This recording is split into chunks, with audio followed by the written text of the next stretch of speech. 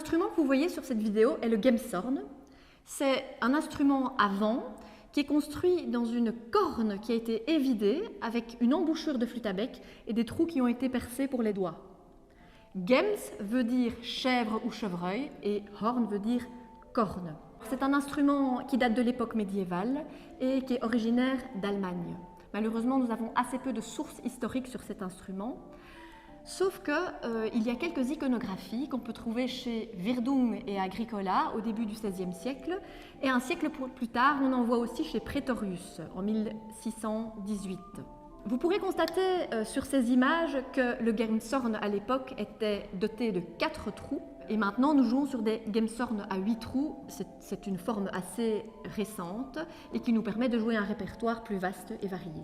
Alors, il n'y a pas de musique écrite spécifiquement pour le gemshorn, à notre connaissance.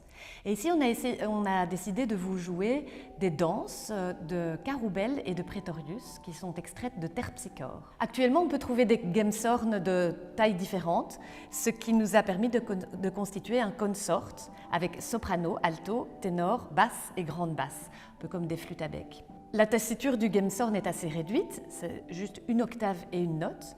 C'est plus réduit donc que la tessiture d'une flûte à bec ou que celle des viols. Et de ce fait-là, on doit un petit peu arranger les parties pour pouvoir jouer cette musique de manière équilibrée.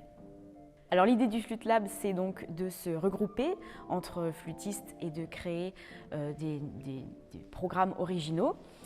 Ce qu'on a fait en fait, c'est qu'on a répété quasiment toutes les semaines ensemble pour vraiment avoir une cohésion de groupe et vraiment créer ensemble une sonorité et trouver finalement une esthétique dans la recherche de répertoire et de cohésion de groupe.